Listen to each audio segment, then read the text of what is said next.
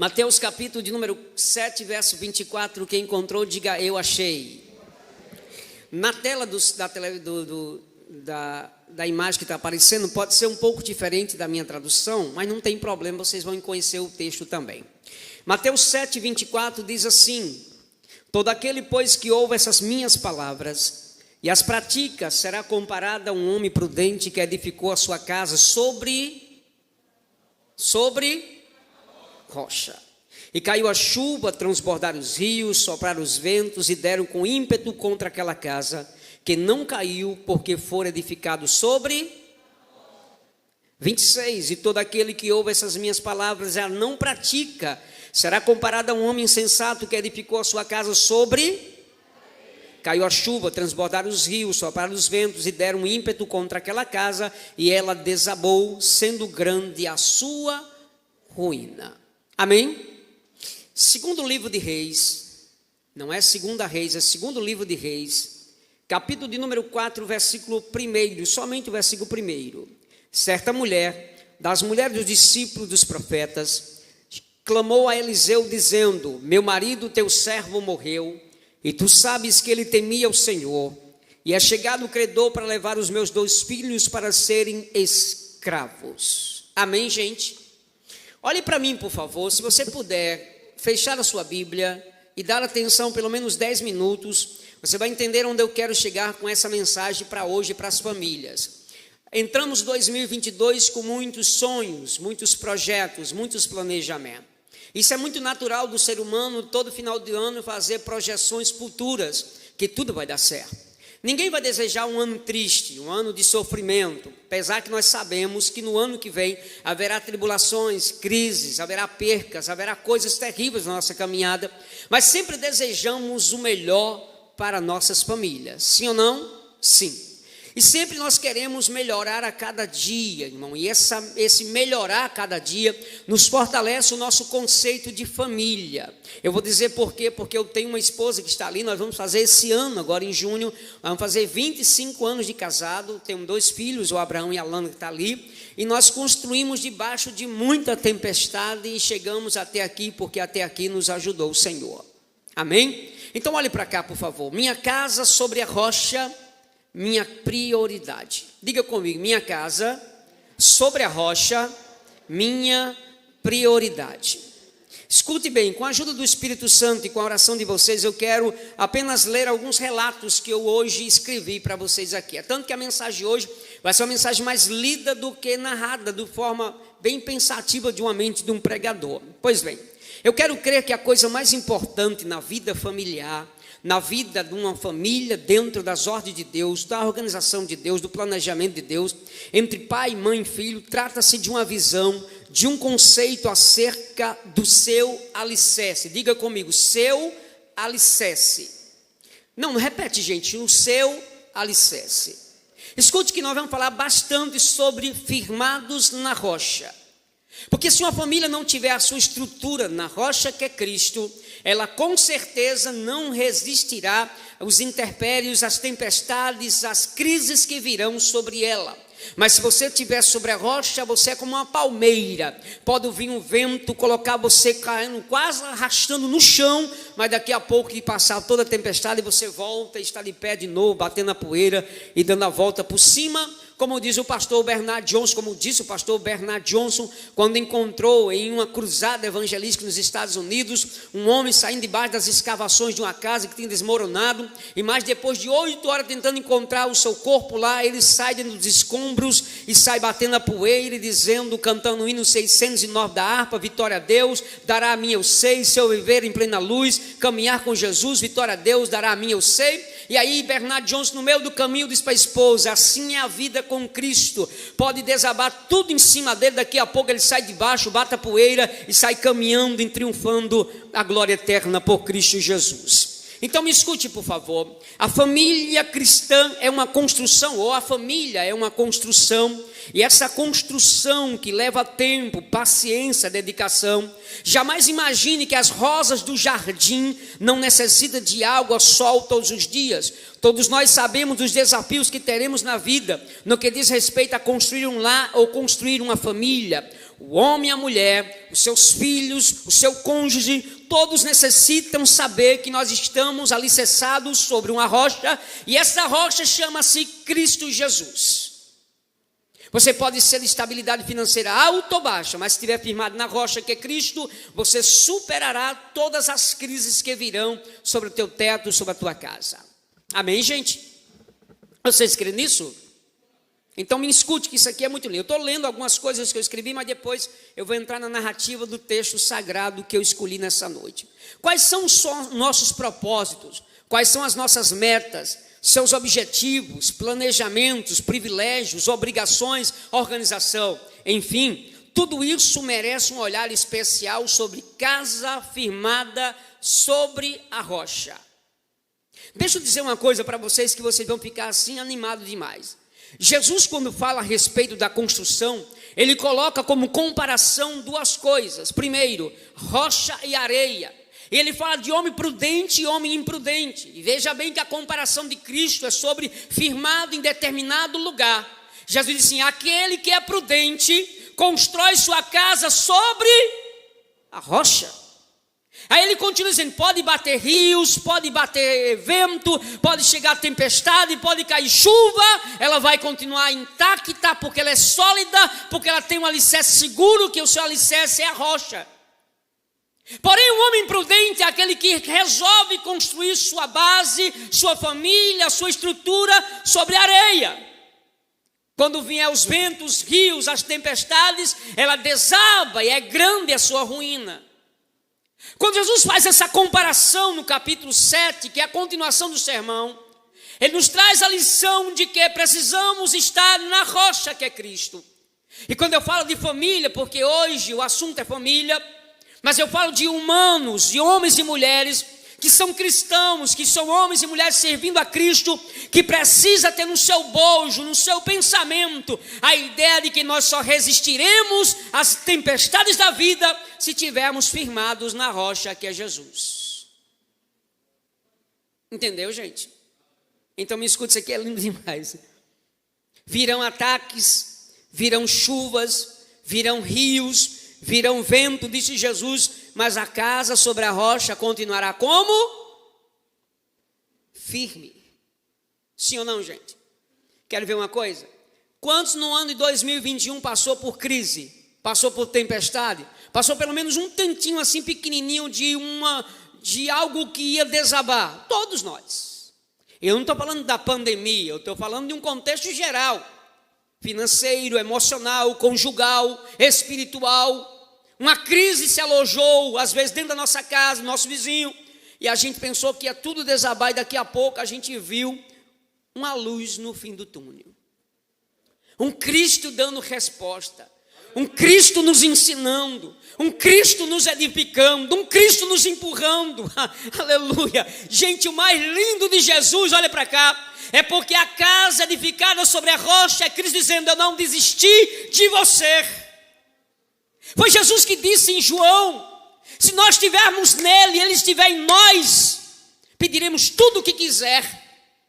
Se nós estivermos injetados na videira, nós estaremos seguros com Jesus. Não sabe aquele hino que a gente cantava quando a gente era criança? Os mais novos não conhecem, mas os mais velhos conhecem: segura na mão de Deus e vai. Não funcionou para alguns crentes que abandonou a mão. Mas se você segurar na mão de Jesus, você pode soltar. Mas se ele segurar, você pode bater tempestade, mas ele não solta a sua mão. Era para você ter dado glória a Deus, gente, já. Segura isso aqui. A família será uma bênção se for construída onde? Na areia. Opa, os crentes são inteligentes. Na rocha. Quem é a rocha, gente? A rocha quem é? É Jesus. Família sem Cristo é uma perca.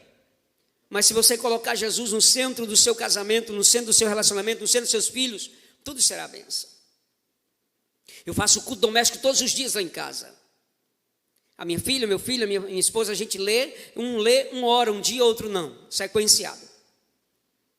Todas as vezes que a gente termina de orar, e quando eu estou orando, eu digo sempre no final: Senhor, se esta noite tu resolver vir buscar a sua igreja, eu quero que isso prepare a minha esposa, os meus filhos e eu, para a gente acordar na glória eterna.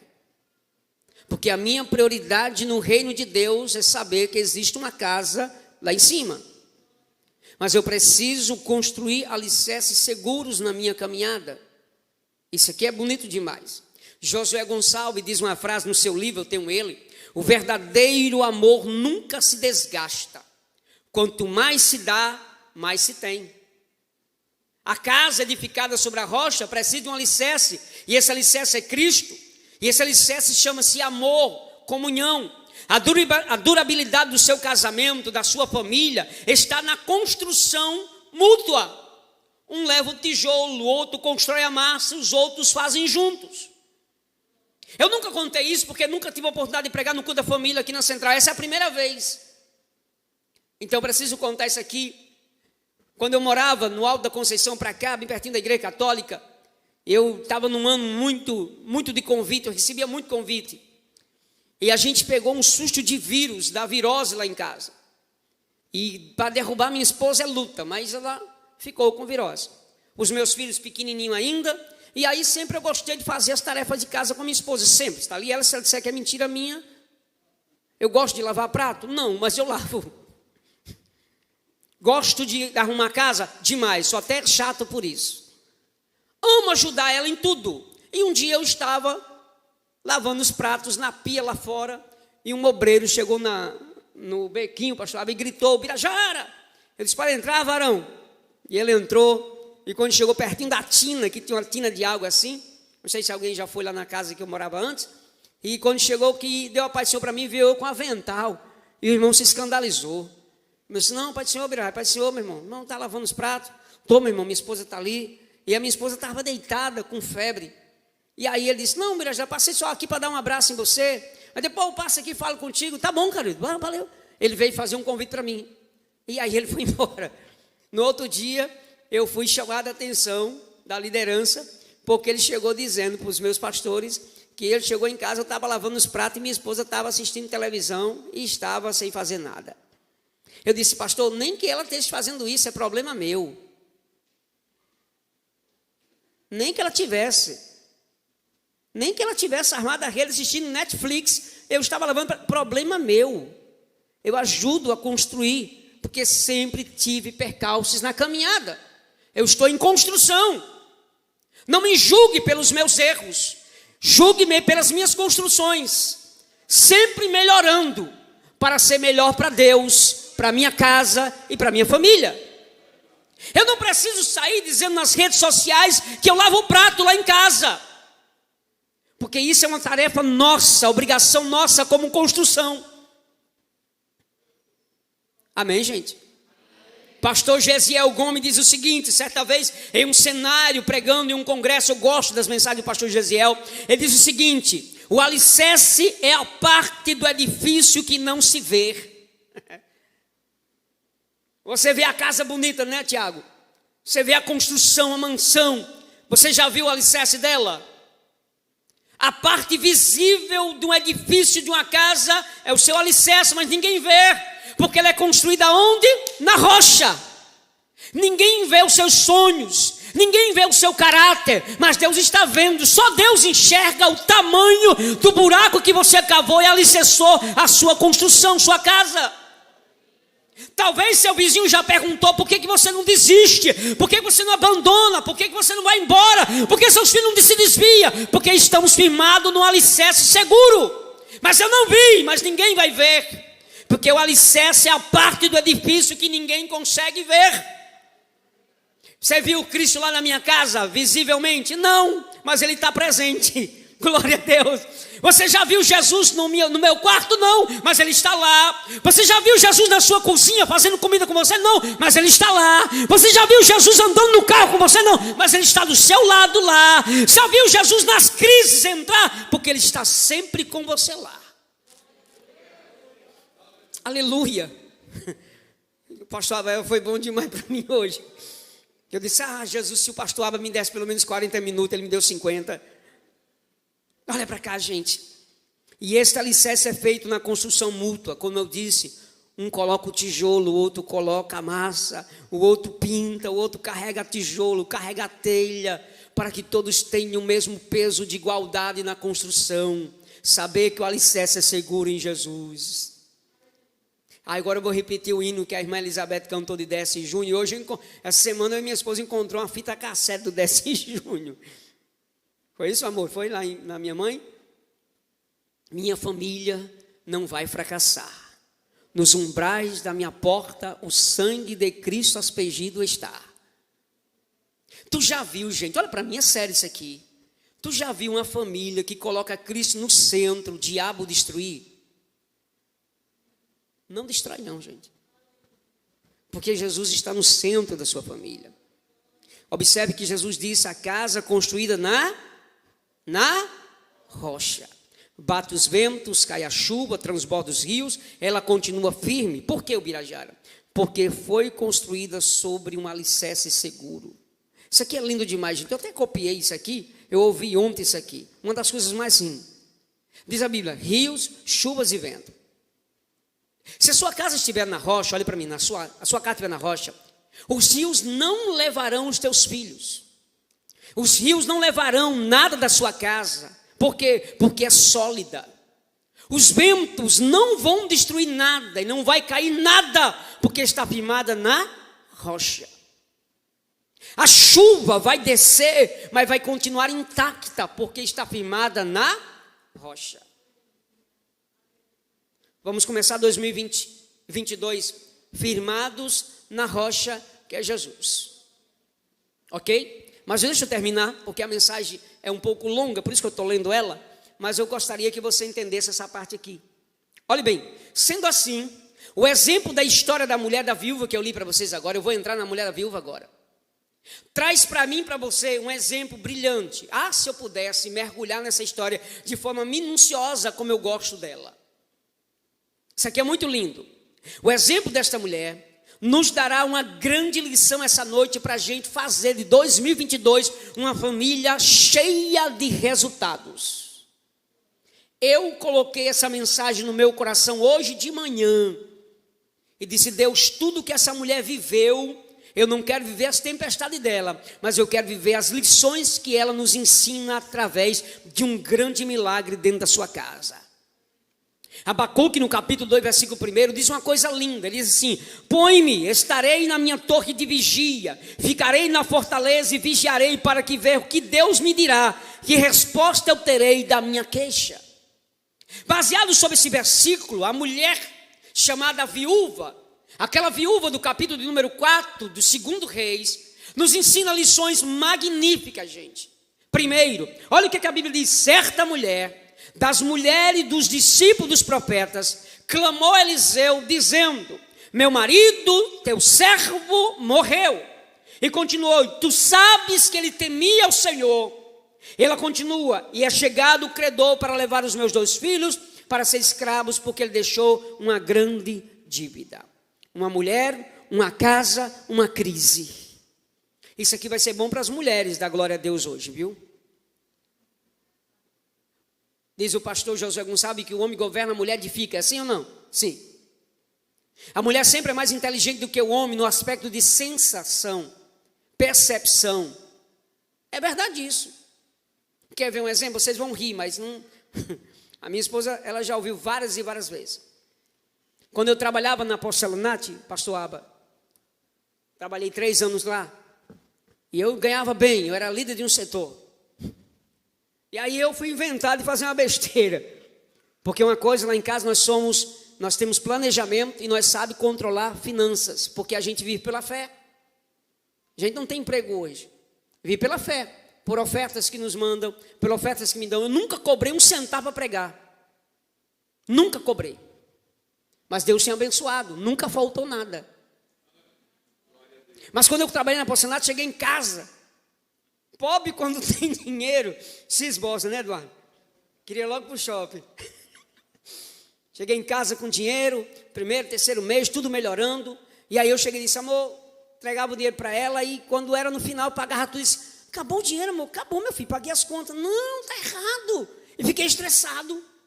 Acabou o dinheiro, como é que pode? Disse, comprei, meu filho, fiz a feira, acabou a água, a luz.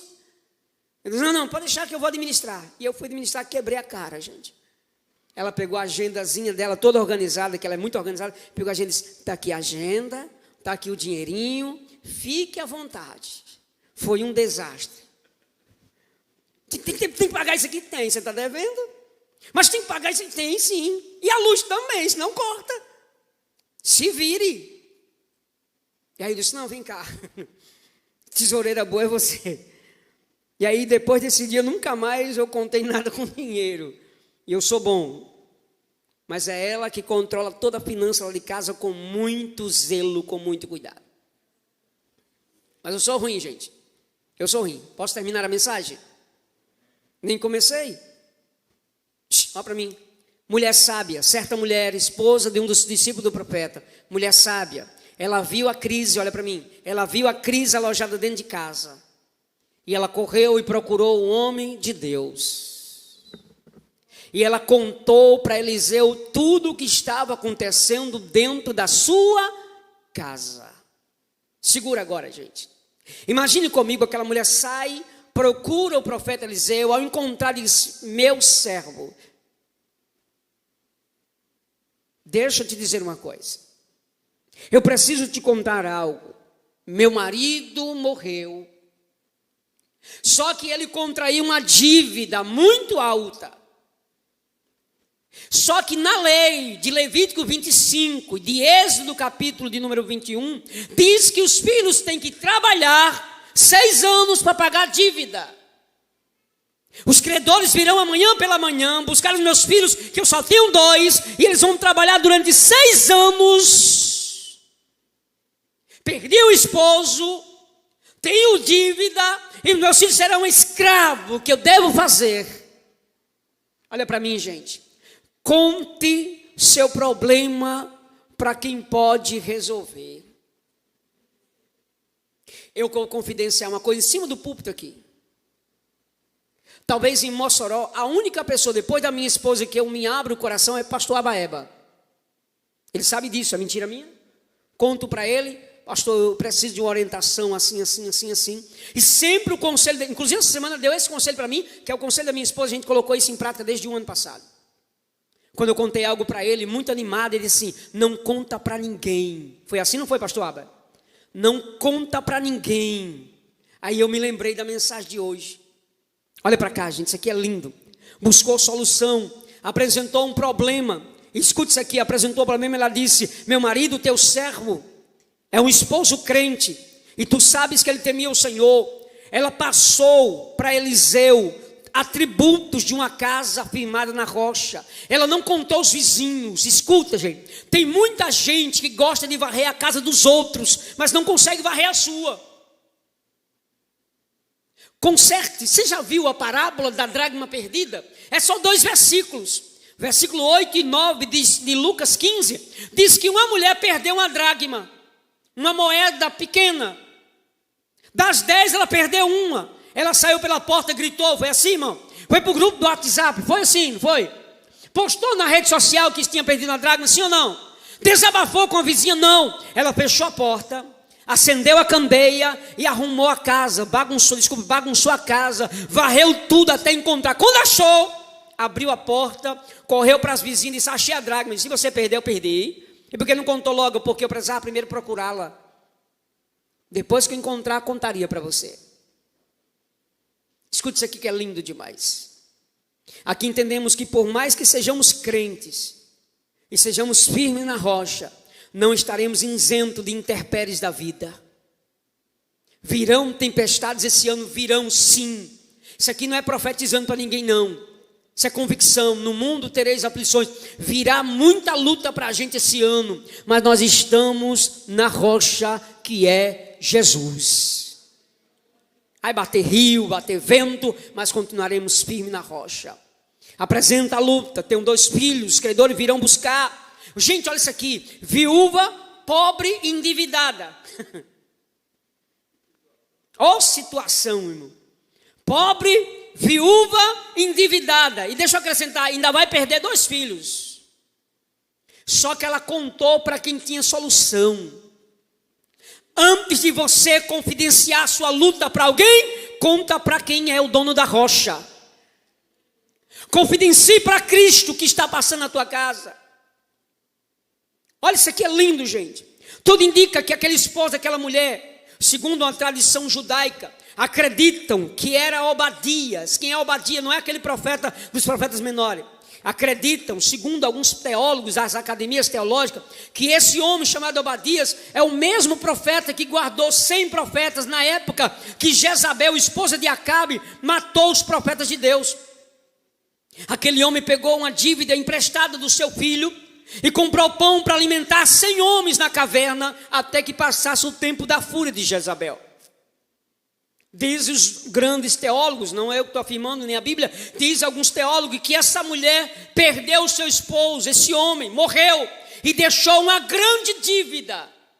Você vai ver que no relato dela, ela não diz que o esposo era irresponsável, ela não diz que o esposo era descrente, ela diz: meu marido, teu servo, era crente, morreu e deixou uma dívida impagável. Escute, isso aqui é lindo demais. Ficou um grande problema para ela, ele morreu. Gente, uma viúva com dívida grande, pobre, à mercê de perder seus 2 filhos. Porque estava na lei, tinha que ser.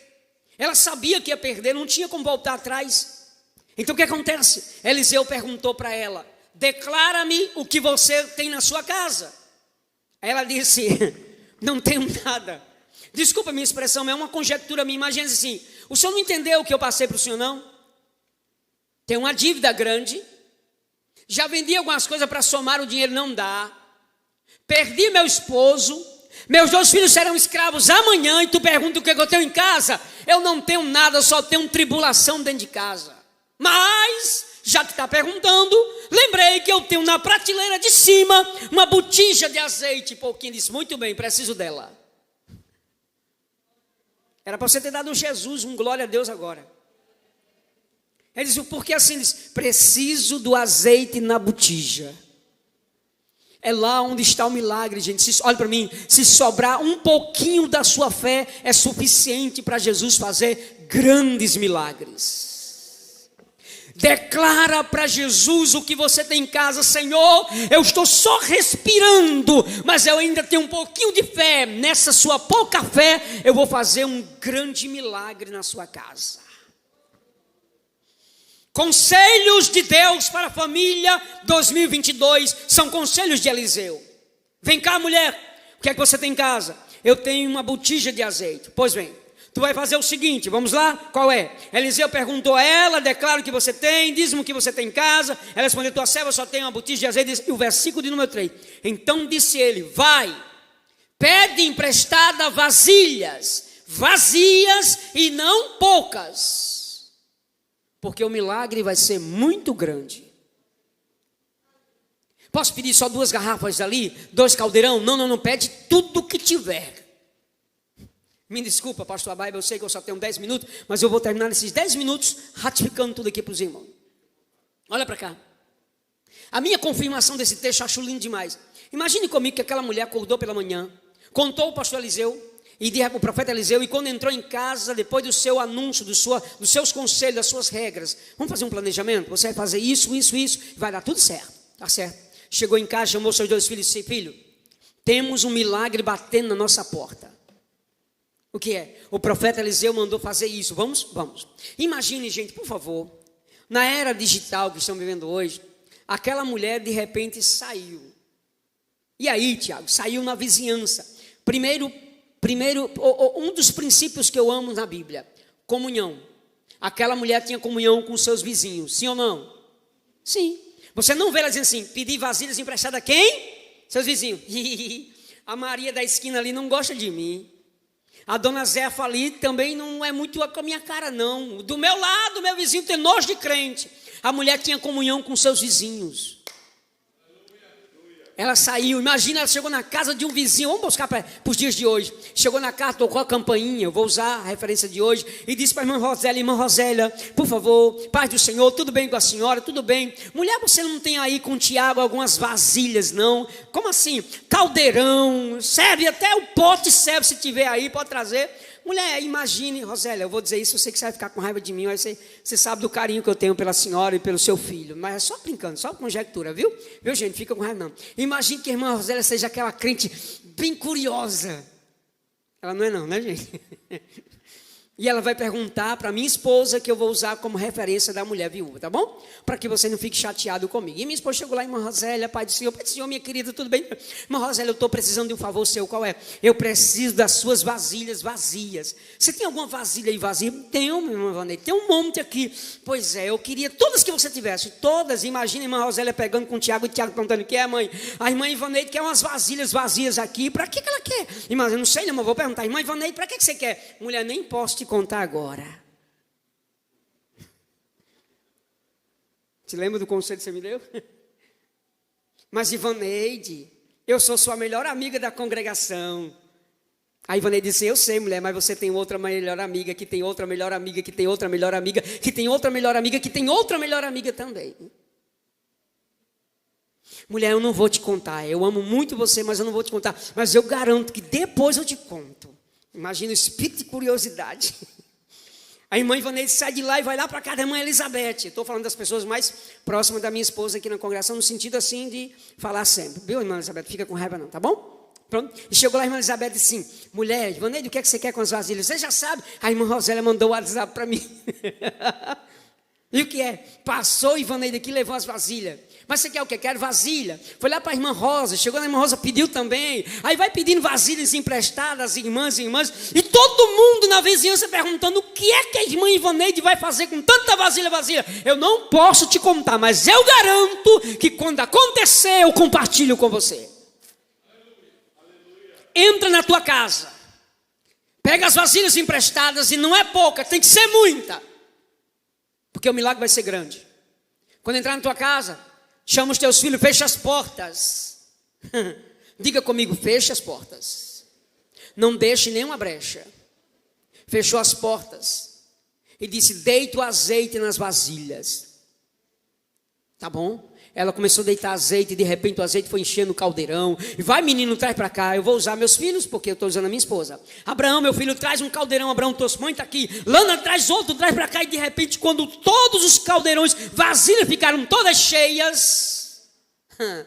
Vasilha não é vaso, viu gente? Depois eu explico para vocês sobre essa questão.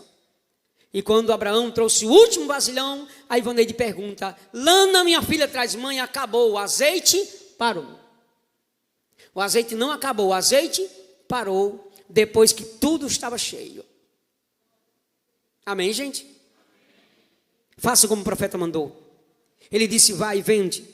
Depois de tudo isso, você vai e vende o azeite. Gente, isso aqui é profético. Vai e vende o azeite, paga a dívida e vive do resto.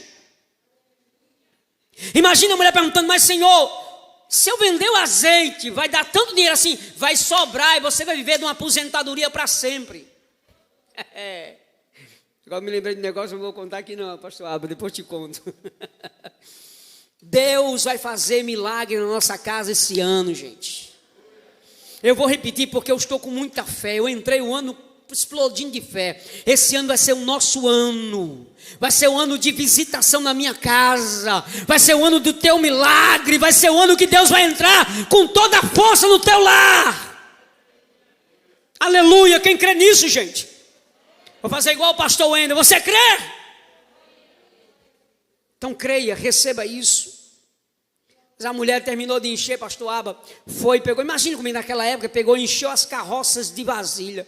Imagina as mulheres de plantão, irmã Rosa, Elizabeth e Rosélia, tudo na porta. O que está acontecendo? Irmã Ivaneide com seus filhos e o Birajara, está tudo colocando. Na verdade eu estou usando o Birajara por causa da linguagem de hoje, mas naquela época eu não tinha esposo. Não vou matar, a minha esposa não vai ficar viúva não, pelo amor de Deus. E ela começou a colocar vasilha em cima da carroça, foi para o mercado. A cultura judaica diz que chegando no mercado, ela parou e foi vender o azeite. Quando os homens viram que o azeite era muito azeite, começou a estipular valores. A mulher vendeu azeite, voltou, pegou mais, voltou, pegou mais. Era tanto azeite nas vasilhas que a mulher vendeu tudo. E quando ela vendeu, aí vem a inteligência feminina. Agora farei como o profeta mandou, vou pagar a dívida primeiro. Porque tem umas mulheres por aí que quando tem muito dinheiro, a primeira coisa pensa é o quê? Shop center. Cabelo caro. Não é assim? Tem uns cabelos aí que só Jesus, o salário vai embora, né? Oxi. Ela disse, preciso pagar a dívida. Imagine comigo, gente, ela passou e no meio do caminho disse para os seus filhos, filhos, nós vamos passar ali em uma fazenda.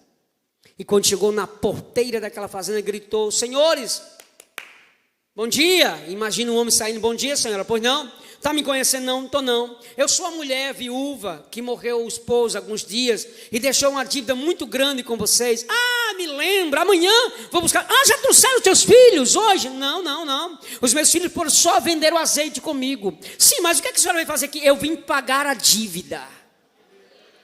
Não, dê glória a Deus, gente. Eu vim pagar a dívida. Imagina um homem, mas você não pode pagar. Por quê?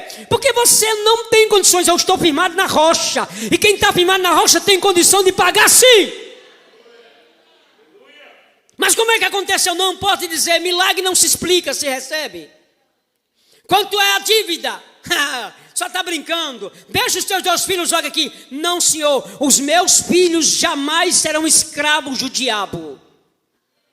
Eu não vou dar meus filhos para o diabo. Mães que estão essa noite aqui, pais que estão aqui, não vira as costas para o teu filho. Não desista dele. Mas o Birajara está difícil, continue orando, porque tem alguém pagando por você. Aleluia. Aleluia. 1 minuto e termino. Quanto é? X. Meu filho, me dá o dinheiro para cá, as moedas. Conte aí, o homem contou. Disse, onde é que você arranjou tanto dinheiro? Não se preocupe, eu estou pagando a dívida. Mas seus filhos têm que ser escravos. Seria, mas não será. Pensava que seria, mas não vai ser. Os meus filhos são propriedade e herança do Senhor. E o diabo não manda nos meus filhos. O homem terminou de contar e disse assim, agora coloca o juro também. Apesar que a lei não proibia passar juro, mas coloca o juro, eu quero pagar até o juro. Quando terminou de pagar, foi embora para casa. Quando chegou em casa, entrou, imagina, a irmã Rosélia, a irmã Elizabeth, a irmã Rosa olhando da janela e dizendo, a irmã Ivaneide voltou. Só que as vasilhas estão tudo vazia. Disse, meu filho, vamos lavar as vasilhas e entregar de volta. E aí foi na casa das irmãs, disse, irmã, está aqui suas vasilhas, muito obrigado. A irmã Rosélia pergunta, irmã Ivaneide, agora vai contar? Agora eu vou contar. Vamos fazer um chazinho da tarde, porque eu preciso compartilhar com você a minha alegria. A minha casa está firmada sobre a rocha. Aleluia. E os seus filhos vão ser escravos amanhã de jeito nenhum. Por quê? Porque aconteceu um milagre dentro de casa. Eu já paguei a dívida. E os meus filhos vão continuar servindo na minha casa. Quem acredita nisso, levante sua mão direita assim e diga, meus filhos, minha casa, meu esposo, minha esposa, firmado na rocha. Concluo dizendo 3 conselhos básicos para colocar sua família na rocha. Primeiro, se corrija sempre. Toda casa passa por reforma. Aleluia. Joyce Meyer disse o seguinte, escrevendo sobre admitir falhas e corrigi-lo, disse, não tenha medo de admitir que cometeu um erro. Porque todos cometemos erros, precisamos parar de nos comparar com algumas pessoas que pensam ser perfeitas, mas não são. Se corrija todo dia. Segundo conselho, dê valor às pequenas mudanças. Um elogio não vai te matar, um abraço não vai te matar, um bilhete vai te matar de jeito nenhum. Um beijo, um bom dia, uma boa tarde, uma boa noite não vai te matar. Jesus gostava de tanto, pastor Aba, de mudanças, que certo dia no capítulo 21 de João, Jesus ressuscitou e foi à praia. Os discípulos foram pescar e passaram a noite toda pescando, não pescou nada, e quando voltou, não percebeu que era Jesus. Ele perguntou, preciso comer, o que tem para comer? Ele disse, não temos nada, passamos a noite pescando, não contamos nada. Jesus disse, então vocês erraram. Senhor, nós fomos várias vezes para o mesmo lugar e pescamos várias vezes e conseguimos trazer vários peixes. Vá de novo para o mesmo lugar, o mesmo barco, a mesma tarrafa, a mesma rede, os mesmos tripulantes, mas quando chegar no mesmo lugar, muda a direção. Jogue a rede do lado direito. E diz que eles fizeram, e quando voltaram, Senhor, o que foi? Pequenas mudanças geram milagres. Último e finalizo. E o terceiro e último, termino de fato. Primeiro Deus, depois sua casa. Não adianta eu ser um bom pregador, um bom orador, um bom ensinador, se eu não dou nada na minha casa. Eu estou abrindo meu coração em 2022 porque eu estou em processo de reconstrução. A minha igreja tem cuidado de mim de forma especial. Eu amo dizer que eu sou do Templo Central em todo lugar que eu vou no Brasil, porque é uma igreja que me abraça, que me ama, e a minha família também. Sabe por quê? Porque nós estamos em construção, e você faz parte dessa construção também. Posso terminar, pastor Aba? Já era para ter terminado, né? Diga comigo, na rocha ou na areia? Na rocha, diga comigo, na rocha. Protegido, comunhão, juntos e firmes, vivendo e suplicando e vivendo constante. Valores são vistos na areia, desprotegido, morte, separação, levado pelo vento, fracassado, solidão e crise. O alicerce é a parte do edifício que não se vê. Repito, a igreja de Jesus é uma família alicerçada sobre uma rocha, e essa rocha se chama Jesus de Nazaré. Que essa noite possamos entrar 2022, ou entramos 2022, mas que possamos ter consciência de que eu preciso viver mais para minha esposa, para os meus filhos mais para mim, e minha esposa mais para mim, para que a gente possa ser uma igreja fortalecida. Levanta a mão direita comigo, diga comigo, Senhor, tudo da minha casa está firmada sobre a rocha, e a rocha é o Senhor para sempre.